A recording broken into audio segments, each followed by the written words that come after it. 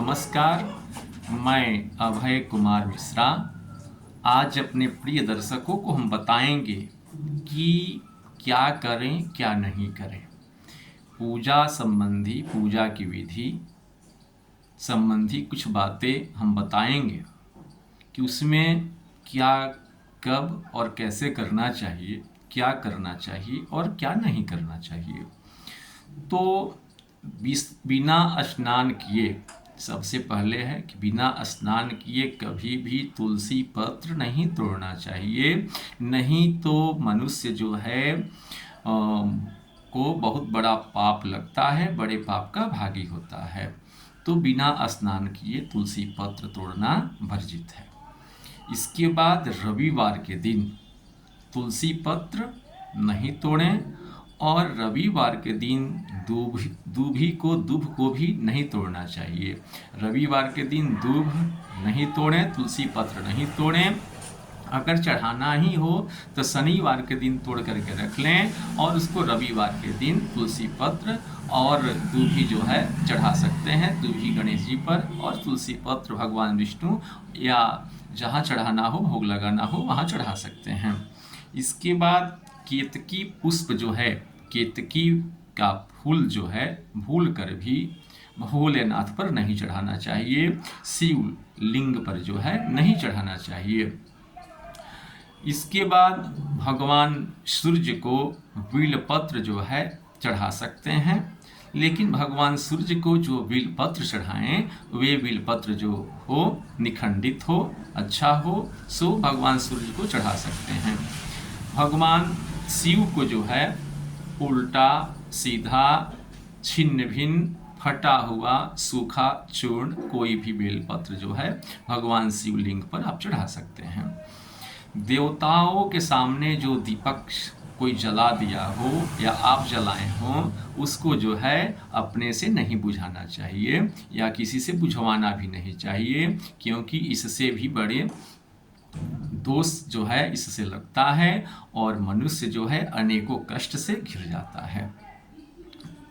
जो मूर्ति स्थापित हो चुकी है उसका जो है आवाहन विसर्जन नहीं होता है। भगवान शालिग्राम का न आवाहन होता है और न विसर्जन होता है। पूजा करते समय यदि आप पूजा पर बैठे हैं और पूजा करते समय यदि आपके गुरुदेव वहाँ आ गए, अगर आपसे कोई ज्येष्ठ व्यक्ति, बड़ा व्यक्ति अगर वहाँ आ जाए तो पूज्य व्यक्ति यदि आ जाए तो पूजा से उठ करके बीच में भी उसको प्रणाम करके और उनकी आज्ञा से फिर पूजा पर बैठ करके बचा हुआ पूजा करना चाहिए। क्योंकि पूजा करने समय अगर आप पूजा कर रहे हैं, अगर आपके वहाँ गुरु जी आ गए, आपसे कोई बड़े व्यक्ति आ गए या श्रेष्ठ आ गए या उच्चाधिकारी, पदाधिकारी या राजा का आगमन हो गया, तो आप वहाँ से मम्मी आ गई, अगर आपके माता पिता आ गए, कोई भी आपसे बड़े व्यक्ति आ गए, तो पूजा रोक करके पहले उनको प्रणाम कीजिए और उनके प्रणाम से, उनके आज्ञा के अनुसार आप पूजा कर सकते हैं। बिना आज्ञा के, बिना प्रणाम किए अगर आप पूजा करते हैं तो आपका किया हुआ पूजा जो है निष्फलित होगा, उसका फल जो है आपको कभी नहीं मिलेगा। कमल को 5 रात, कमल को अपने घर में 5 रात, बिल्वपत्र को 10 रात और तुलसी पत्र को 11 रात अपने घर में रख करके और धोने के बाद जो है चढ़ा सकते हैं। इससे अगर अधिक दिन हो जाता है तो वह अशुद्ध हो जाता है। पंचामृत के लिए अगर पंचामृत के लिए और सामान नहीं मिले तो सिर्फ गौ दुग्ध से भी आप पंचामृत बना सकते हैं, सिर्फ दूध से भी पंचामृत आप बना सकते हैं। अक्षत अरवा चावल अगर खड़ा आपके घर में नहीं है तो जौ को भी आप अक्षत बना सकते हैं, क्योंकि अक्षत जो है जौ को भी कहते हैं। पंचातनन पूजन में अक्षत का निषेध नहीं मिलता है, यह हेमाद्रि का मत है। केवल शालिग्राम भगवान पर, केवल शालिग्राम पर अक्षत चढ़ाना वर्जित है, जौ चढ़ाना वर्जित है। तांबे के पात्र में, तांबा का अगर कोई बर्तन है तो तांबे के पात्र में चंदन, चमड़ा के पात्र में गंगा जल और हाथ में धारण किए हुए पुष्प, हाथ में कभी भी फूल नहीं रखना चाहिए, किसी पात्र में रख करके हाथ में रखिए। तो हाथ में रखा हुआ फूल, तांबे के पात्र में रखा हुआ चंदन और चमड़ा के पात्र में रखा हुआ गंगा जल जो है अपवित्र हो जाता है, उसको नहीं रखना चाहिए और नहीं चढ़ाना चाहिए। इसके बाद पिघला हुआ घी, पिघला हुआ घी और पतला चंदन जो है देवताओं को कभी नहीं चढ़ाना चाहिए। गढ़ा घी भगवान को चढ़ाना चाहिए और गढ़ा चंदन भगवान को चढ़ाना चाहिए। न पतला घी चढ़ाएं न पतला चंदन चढ़ाएं, इससे जो है हानि होती है। दीपक से दीपक नहीं जलाना चाहिए, क्योंकि दीपक से दीपक जलाने से व्यक्ति दरिद्र होता है और उसे दुख की प्राप्ति होती है। दक्षिणामुख दीपक को भूलकर भी न जलाएं, दीपक का मुंह दक्षिण करके नहीं जलाएं। और देवी के बाएं और देवता के दाहिने दीपक जला करके रखना चाहिए। देवता के बाएं यानी लेफ्ट दीपक नहीं जलाएं और देवी के राइट दीपक नहीं जलाएं, इससे जो है कष्ट की प्राप्ति होती है। द्वादशी तिथि को, संक्रांति को, रविवार को, पक्षांत को, रात में, संध्या काल में तुलसी पत्र जो है भूलकर भी नहीं तोड़ना चाहिए। प्रतिदिन की पूजा में सफलता के लिए जो है दक्षिणा अवश्य चढ़ाना चाहिए। अगर आप प्रतिदिन पूजा करते हैं आधा घंटा, 10 मिनट, 5 मिनट, तो एक सिक्का जो है वहाँ, एक सिक्का 2 सिक्का अपने सामर्थ्य के अनुसार वहाँ रखते जाएं और कुछ महीनों में, कुछ दिनों में उसको किसी गरीब को, किसी मंदिर में, किसी ब्राह्मण को देना चाहिए, जिससे किया हुआ आपका पूजा जो है सफल होता है। बिना दक्षिणा चढ़ाए हुए पूजा जो है सफल नहीं होता है। एक हाथ से प्रणाम भूल कर भी नहीं करना चाहिए।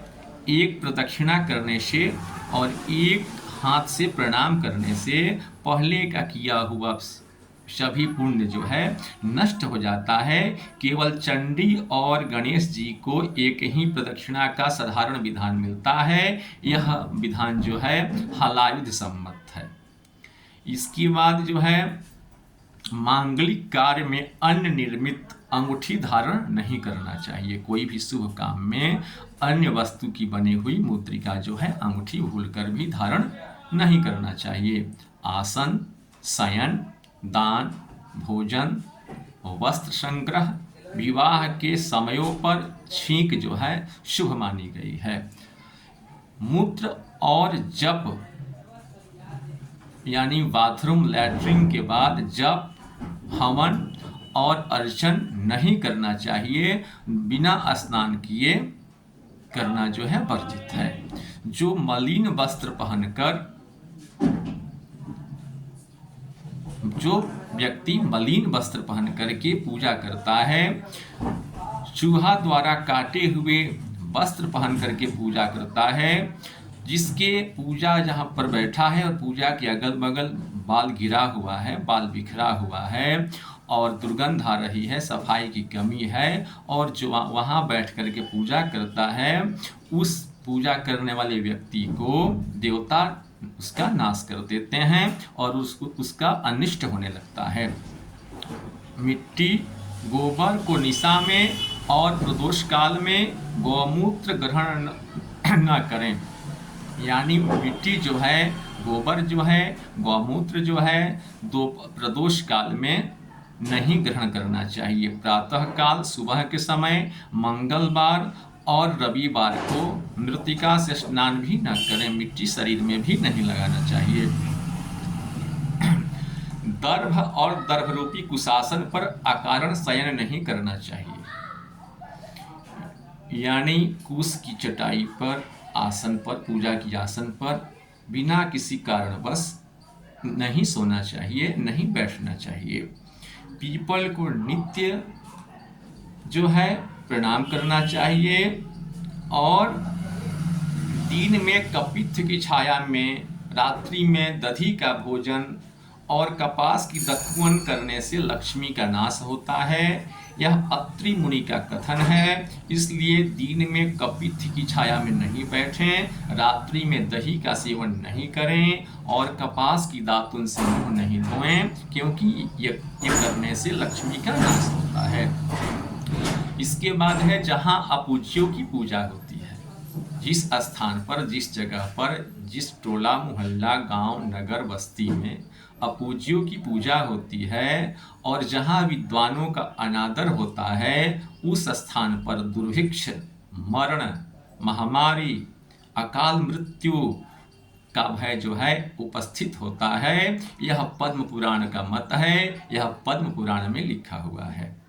स्कंद पुराण का मत है कि पौष मास की शुक्ल दशमी तिथि, चैत्र की पंचमी और श्रावण की पूर्णिमा तिथि को लक्ष्मी प्राप्ति के लिए पूजन करें।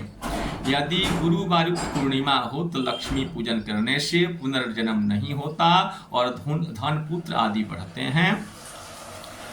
इसके बाद कालचंद्रिका का मत है कि कृष्ण पक्ष में रिक्ता तिथि में दशमी, द्वादशी और श्रवण नक्षत्र में लक्ष्मी की पूजा भूलकर भी न करें।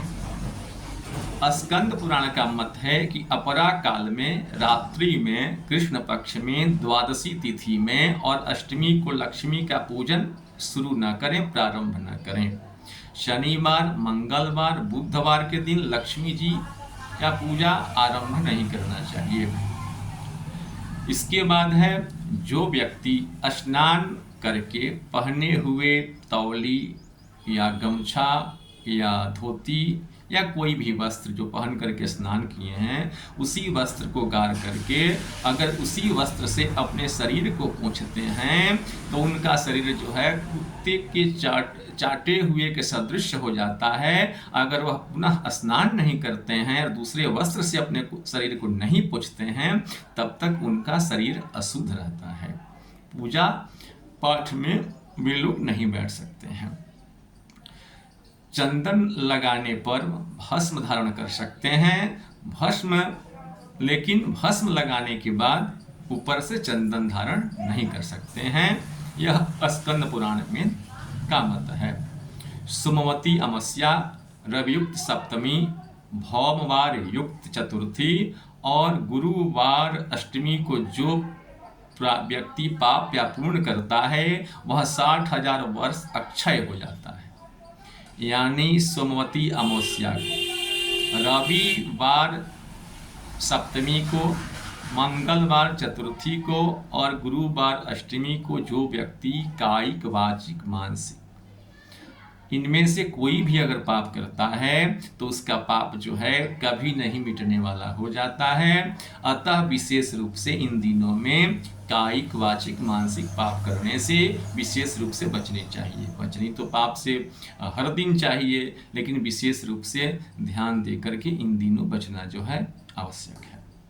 जो नित्य देवताओं का पूजन करता है, प्रतिदिन जो देवताओं का पूजन करता है, उससे देवता अत्यंत प्रसन्न होते हैं और उनको आशीर्वाद देते हैं। जो व्यक्ति पूजा नहीं करता है, बड़ों का सम्मान नहीं करता है, माता पिता का अनादर करता है, गुरु का अनादर करता है, जो बुद्धिजीवी बुद्धिमान ब्राह्मण है उसका अनादर करता है, तो देवता अत्यंत क्षुभित होकर के, रुष्ट होकर के उसके संतान और संपत्ति को कुछ ही वर्षों में भक्षण कर जाते हैं। इसलिए बड़ों का सम्मान अवश्य करें। लक्ष्मी की कामना वाले को तांबे के कुंड या ईंट से निर्मित कुंड में हवन करने का विधान मिलता है। अगर लक्ष्मी की इच्छा के लिए कोई आप पूजा पाठ, श्री सूक्त, कनकधारा या लक्ष्मी संबंधी कोई आप पूजा कर रहे हैं तो पूजा के बाद तांबे के पात्र में या ईंट पर आप हवन करेंगे तो सफलता की प्राप्ति होगी। अगर आप लोहा में या अन्य धातु में अगर आप हवन करेंगे तो आपको लाभ नहीं मिलेगा। लक्ष्मी प्राप्ति के लिए मंडप बनाकर जो हवन करता है उससे माँ लक्ष्मी अति प्रसन्न होती है। लक्ष्मी की प्राप्ति के लिए वर्तुल, चतुस्त्र, पंचकुंड आदि का विधान जो है मिलता है। यह अग्नि पुराण में वर्णित है। लाल मिट्टी या बालू से जो है हवन स्थान जो है बनाया जा सकता है।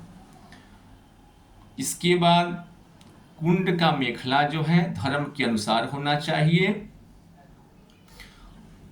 और बिना आचमन के पूजन जप करना व्यर्थ जाता है और पूजन करने के बाद क्षमा प्रार्थना जरूरी है। क्षमा प्रार्थना के बाद आसन के नीचे 1-2 बूंद जल गिरा करके उस जल को ललाट पर लगा करके ही उठना चाहिए। अगर आप पूरे दिन बैठ करके जाप किए और प्रणाम करके क्षमा प्रार्थना करके अगर आप उठ गए, आप जल गिरा करके उस जल को ललाट पर नहीं लगाए, तो उससे जो है आपका किया हुआ जप पूजन जो है इंद्र ले लेते हैं, इसलिए जल गिरा करके उसका चंदन जरूर लगाएं।